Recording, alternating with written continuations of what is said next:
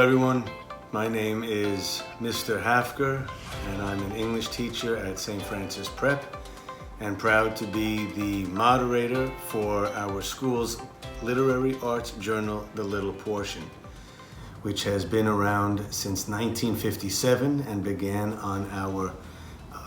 at our Brooklyn campus. I'd like to welcome all of the SFP students, faculty, staff, family, and friends to our first ever virtual reading.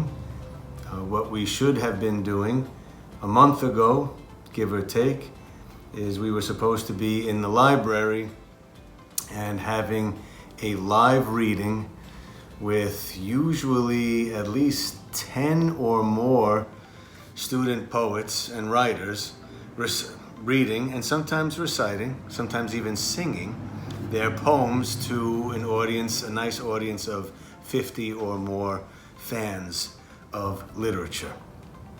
So I want to start out by giving some thank yous where they're deserved.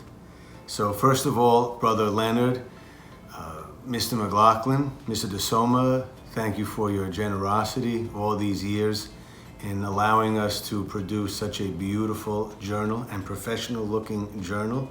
The editorial staff and myself and all of the readers of The Little Portion appreciate it immensely. I want to thank my colleagues in the English department for instilling the love of poetry in all of our students. I'm very thankful for them. Miss Pacino and the entire Prep Art Department faculty and the students, really the best art department in New York State, maybe the Northeast, maybe the Eastern Seaboard. Faculty and students, you never cease to amaze us. Thank you to Mr. Graziano, who usually takes wonderful photographs of this event. And I also want to thank the Print Cafe for printing and helping us produce a beautiful journal each year. Mr. Di Benedettis, we could not have this virtual reading without you. Thank you for all the hard work you put into piecing it together, editing it, and making it as special as possible. Mr. Hessel, thank you for your involvement, getting it up on the home page and available to everyone who wants to see it. And most of all, the biggest thanks go to our student writers and artists who submit their work. Those special individuals, passionate and brave enough to pour their hearts onto paper or canvas and share it. So, just a little bit about The Little Portion, because I know we want to have more poetry and less of my introduction. It is a staff of anywhere from 20 to 30 students, freshmen through seniors, and we meet almost every Tuesday afternoon in the library classroom. And what we do is we read student-written poetry and some stories and essays, but mostly poetry. We put it up on the smartboard. It's always anonymous, to be fair, and to make the judging accurate. And anyway, and also we read them very closely. We try to experience them fully. We are looking for metaphors, imagery, allusions, a clear speaker and setting. We look for poems that avoid cliche, etc. And so what's so wonderful for me as a teacher and moderator is that even if we go to say 4 o'clock or 4:15, the editors always say, Mr. Hafker, please, just a couple more poems. And of course that makes my day. And last but not least, before we go to our student readers, we select someone who has not only written a quantity of good work, great work, but the quality of it as well. and that is our annual Canticle of the Sun Prize, who we are very proud to give to sophomore Ruth Zhang. So Ruth, normally I would have a beautiful plaque for you. That will have to wait until September, I'm sorry. And also, please everyone, it's going to be printed in the next couple weeks. Copies are going to be hopefully mailed out to the editors on the staff and also those who were published. And please be on the lookout for the new edition in September, where they'll be available in my classroom, in the library, and from your English teachers. Okay? So why don't we begin the first ever SFP Little Portion virtual reading with Ruth Zhang.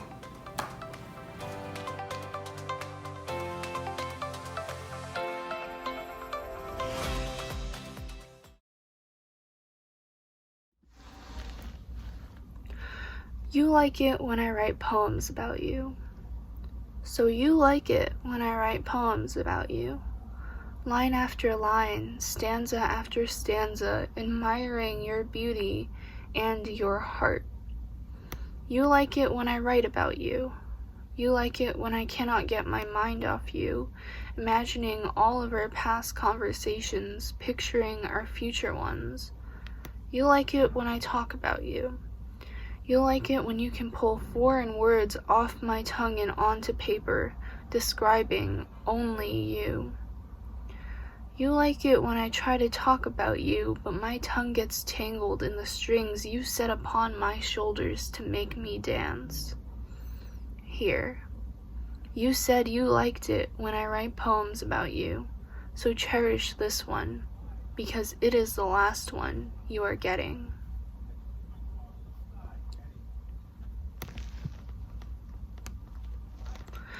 Their story. Their story was coming to an end. Crinkled skin was draped on her body, like the oversized Christmas sweaters they made for their grandchildren. He had become almost deaf, like a bowling ball hanging upon a thread, needing to be there for her. Her legs had become of no use anymore, an old machine that had run out of oil to move. But she had to be there for him. Their love was dying out. Old age had thrown water on their fire that needed to be kindled. He no longer could hear her sweet words or the songs she sang him. And her? She never stopped loving him, but eventually she stopped walking, laying in her bed until the sun rose, too tired to get up. So she stayed in her bed forever, waiting for her husband to one day hear her.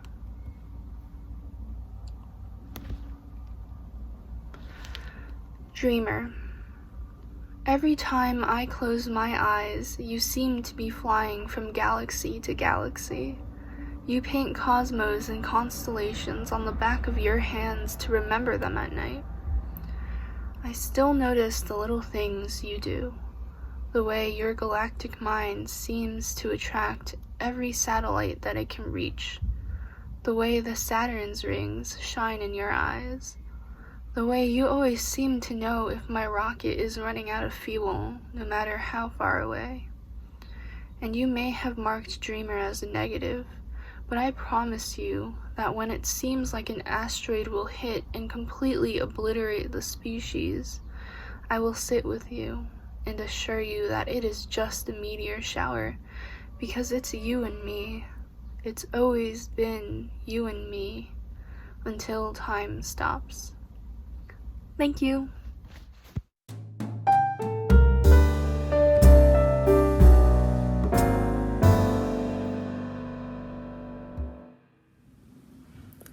I was told I was brave, that I could conquer any storm that came my way. I was told I was smart, that I had the intellect to decipher things most couldn't. I was told I was kind, that my heart and smile could fill up a room faster than helium fills a balloon. I was told I was wise, beyond my years, beyond my stars, that far away my mind was connected to something deep, deeper than I could comprehend, something my roots were growing in and my mind was trying to sprout. I was told that the world would be in my hands, that the sun would align with the cosmos at my beckoning call, that I was more connected than I thought, that when I cried, rivers flooded. When I was angry, earth's plates shifted recklessly. When I was happy, the flowers danced with the wind. When I was scared, lions cowered in their manes. I was told that the glimmer in my eyes foretold a future brighter than I could imagine, that with every beat my heart made, the stars danced in exhilaration. With each breath of mine, the sun smiled and giggled, that I meant a lot more to the circle of life than just the circle. I realized that it's not a circle, but a metaphor for something bigger. The circle simply represents the process of living, dying, and being reborn. For every breath taken, there is a breath lost. For every mountain that rises, a valley falls below it. It is the nature of things. And just as I am here, so are you. And we live in existence among the moon and the stars before us. Thank you.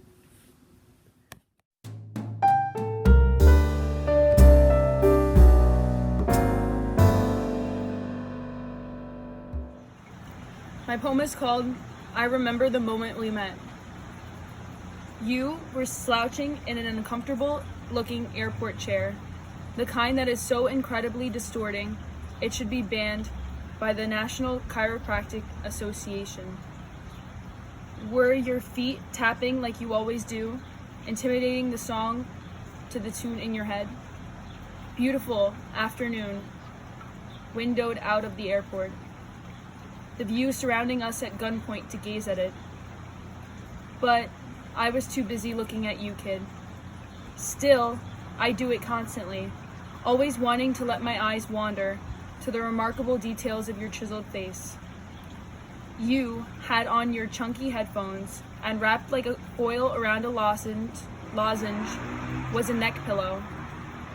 One stuffed duffel bag at your feet. Are those same headphones still in use? My teachers awkwardly introduced us, attempting to get the quiet one by choice to speak to the obviously loud one. Person to person, I had no idea meeting you would have brought me to being your sunflower. I just saw a closed-off kid with a keep-to-myself kind of responses. Love changes multitudes. You maybe don't remember meeting, or the words we never actually said to each other, but I do. This poem is called Baker. Mixed in a bowl, my feelings blend. Creamy and powdered hope tied together with chance. You keep turning the spoon for a better consistency. I am good enough. I am well done. So when you stop the spoon, I hope you see through to the bottom of the bowl to see my heart is sold. Bake me in a heart-shaped pan and love me till I'm tender and crisp. Watch me rise and accomplish great heights and yank me out when I start to get burnt by the lies. Let me cool before you make a move. Warm and cozy, I will soothe. Bring me to your puffy lips that have long awaited a mixed feelings kiss.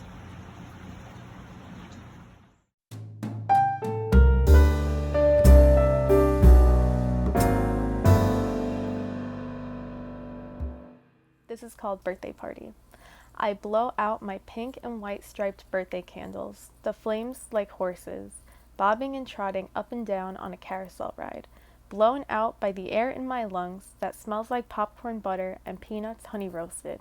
When the extinguished candle smoke disperses through the air, I cut into my cotton candy cake to have and eat too, and as its swirled sugar dissolves in my funhouse mouth, I can't help but cry and wish that I could have been born a traveling circus clown. This is called Apocalypse Lovers. Let's go to the park. We can play on swings, sticky from napalm. I love the way it feels like melted popsicles stuck on our hands. We can sing nursery rhymes until our voices become shrill with shrapnel and watch the black smoke clouds shaped like angels pass overhead. Deaf to our sweet songs while the butane breeze stings our eyes like bees. We can jump on landmines like we're playing hopscotch, or run around the green grass while gasoline secretes from our eyes like tears down the face of God.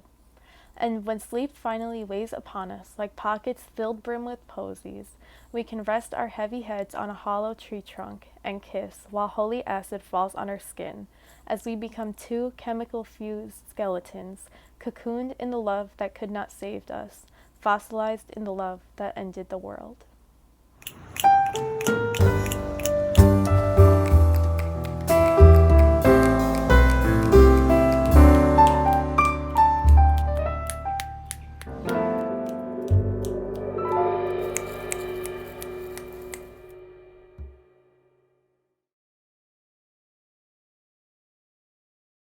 Hi everyone, this is your editor-in-chief Chris coming at you from my bedroom. I just had a couple things I wanted to say.